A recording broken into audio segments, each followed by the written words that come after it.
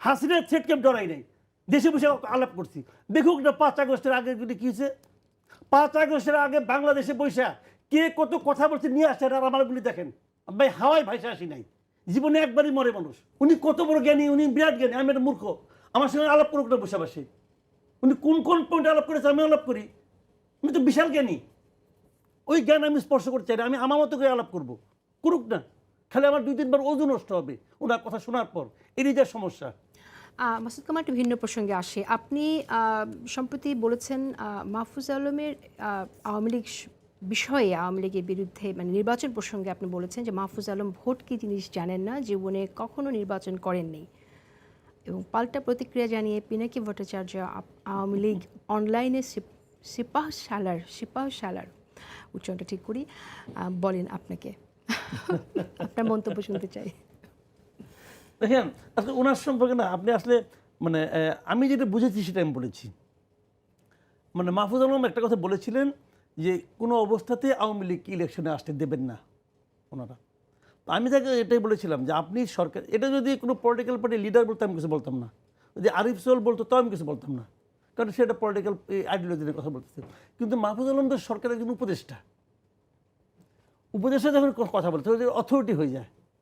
তা আমি ওনাকে বলেছিলাম যে আপনি যে সরকারের একজন উপদেষ্টা হিসেবে বলছেন যে আপনি আওয়ামী লীগকে নির্বাচন করতে দেবেন না, এটা বলছেন কোন আইনের জোরে?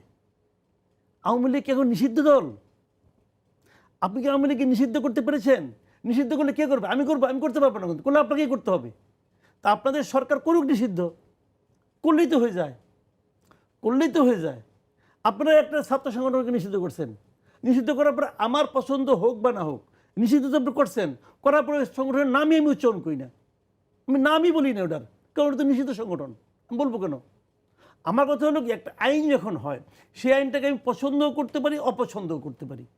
যদি অপছন্দও করি আমাকে কিন্তু আইনটা মানতে হবে যতক্ষণ পর্যন্ত আইনটা চেঞ্জ না হবে। তো আপনি তো এরকম কোনো নিষিদ্ধ করেন নাই। যে পার্টি নিষিদ্ধ না, যে পার্টি তার সেটা কি বৈধ পার্টি, একটা বৈধ পার্টিকে আপনি আসতে দেবেন না, এটা আপনি কী করে বলেন? আমি এই বলেছিলাম। এইটা শুনে উনি ওই ভদ্রলোক, ওনারও আমি নাম নিতে চাই না, নাম নিয়ে আমার লাভ কি, কারণ উনি তো দেশে থাকেন না। তিনি তো নিষিদ্ধ না। না, উনি তো এই দেশে থাকেন না, উনি দেশে থাকেন ভাই, বিদেশ। শুনেন আমি একটা কথা বলি আপনাকে, ওই যে একটা কথা আছে গ্রামে যে গলির কুত্তা গলিতে কিন্তু বিরাট পাওয়ারফুল। উনি আসেন না দেশে, আসেন আলাপ করি, ওনাকে নিয়ে বসেন এখানে আমার পাশে, বসেন আলাপ করি। উনি কত বড় জ্ঞানী, উনি বিরাট জ্ঞানী, আমি একটা মূর্খ। আমার সঙ্গে আলাপ করুক না বসে বসে। উনি কোন কোন পয়েন্টে আলাপ করেছে আমি আলাপ করি, উনি তো বিশাল জ্ঞানী।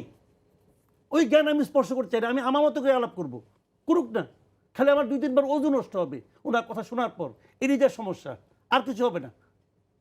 ওনার কথা তো একটা ফ্যামিলির 2জন লোক বসে একসঙ্গে শুনতে পায় না, 2 ভাই বসে একসঙ্গে শুনতে পায় না।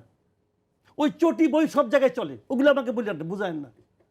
উনি তো ওই ভাষায় আলাপ করে, ওনার সঙ্গে আমি কী আলাপ করবো? উনি পীর সাজছে আর এনে কিছু মুরিদ বানাইছে, তো ওইগুলি বলেন না আমাকে।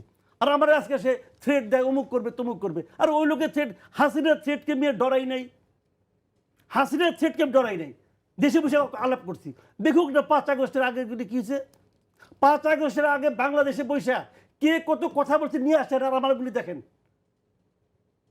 ভাই, হাওয়ায় ভাইসা আসি নাই, জীবনে একবারই মরে মানুষ। আর ওই ভদ্রলোকের কথা আমি এই হব না, এগুলি বাদ দেন।